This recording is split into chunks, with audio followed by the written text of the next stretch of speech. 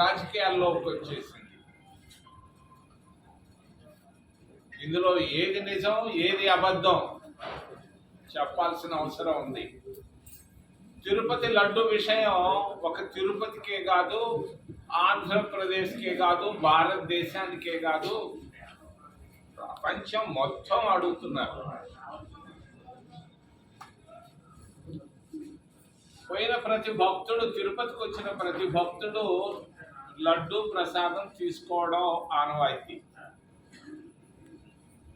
లడ్డు తయారీ కూడా చాలా స్పెషల్గా జరుగుతుంటుంది అక్కడ. మరి లడ్డులో కల్తీ జరిగిందని రాష్ట్ర ముఖ్యమంత్రి చంద్రబాబు నాయుడు చెప్పడం జరిగింది. ఈ కల్తీ ఎంతవరకు జరిగింది, ఏంటి కల్తీలో? కల్తీ జరిగింది నిజం, అబద్ధం కాదు. మరి వాళ్ళు అనుకున్నట్టుగా గొడ్డు మాంసం, పంది మాంసం, చేప మాంసం లేదు, అది అబద్ధాలు. మరి కల్తీ జరిగింది ఏంటంటే 320 రూపాయలకి ఆవు నెయ్యి కొంటున్నారు ట్రేడర్ల దగ్గర నుంచి. బయట రాష్ట్రాల్లో బయట ఆవు నెయ్యి, పరిశుద్ధమైనటువంటి నెయ్యి 700 రూపాయల నుంచి 800 రూపాయలు అవుతా ఉంది. వీళ్ళు కొంటున్నది 320 రూపాయలకి. ఏ ట్రేడర్ అయినా కూడా నష్టంతో ఇస్తాడా? ఇవ్వడో. వాడు ఏం చేస్తున్నాడు అని అంటే నెయ్యిలో నూనె కలుపుతున్నాడు, వంట నూనె కలుపుతున్నాడు, పామాయిల్ కలుపుతున్నాడు, ఏది చీప్గా ఉంటే తీసి కలుపుతున్నాడు. కలుపుతున్నది మాత్రం వెజిటేరియన్ నెయ్యి, నూనె, వంట నూనెలు. గొడ్డు మాంసం లేదు, పంది మాంసం లేదు, చేపల మాంసం లేదు. ఇది అబద్ధాలు, నమ్మాల్సిన పని లేదు. అక్కడ లడ్డు తయారు చేస్తున్నటువంటి వాళ్ళు కూడా ప్యూర్ వెజిటేరియన్లు. నేను కులాన్ని గురించి ప్రస్తావించదలుచుకోలేదు ఇక్కడ. ప్యూర్ వెజిటేరియన్లు వాళ్ళకి ఇచ్చినటువంటి నూనెతో, నెయ్యితో, ఇచ్చినటువంటి పదార్థాలతో తయారు చేస్తున్నారు. ఒకప్పుడు 25 రూపాయలు ఉండేది లడ్డు, 50 రూపాయలు పెంచంగానే లడ్డు ధర పెంచేశారు అన్నారు. సరసమైన ధరలకు లడ్డు ఇవ్వాలి, విక్రయం చేయాలి అన్నది భక్తుల ఆలోచన, ఆవేదన. దాని ప్రకారంగానే 50 రూపాయలకు అమ్ముతున్నారు. 3-4 లక్షల మరి లడ్లు ప్రతిరోజు బయట వెళ్తుంటాయి, భక్తులు తీసుకొని వెళ్తుంటారు.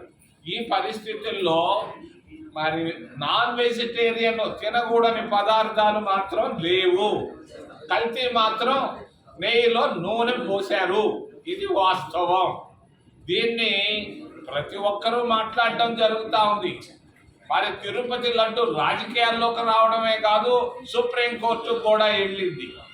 ఈరోజు బహుశా వాళ్ళు ఏదో మాట్లాడబోతారు. ఏం మాట్లాడినా కూడా అక్కడ చేస్తున్నటువంటి మరి తిరుమల తిరుపతి దేవస్థానం ఉద్యోగస్తులు మంచి వాళ్ళు, నీతిపరులు, నిజాయితీ పరులు, శ్రేష్టమైనటువంటి వాళ్ళు. కానీ వచ్చినటువంటి ధర్మకర్త మండలి, వైసీపీ ప్రభుత్వంలో వచ్చినటువంటి ధర్మకర్త మండలిలో కొంత అవతవకలు ఉన్నాయి. వాళ్ళు పొరపాట్లు చేశారు. గత 5 సంవత్సరాల్లో టికెట్లు 500 రూపాయల టికెట్లను 5,000 రూపాయలకు అమ్ముకున్నారు. ఇది నిజం. మరి అంతేకాదు, కాంట్రాక్టుల విషయంలో కూడా కొంత డబ్బు తీసుకున్నారు, అవినీతి జరిగింది. ఇది వాస్తవం. కానీ లడ్డు విషయంలో మాత్రం మరి అనుకున్నట్టుగా తినకూడని పదార్థాలు మాత్రం లేదు. లడ్డు శ్రేష్టమైన లడ్డు.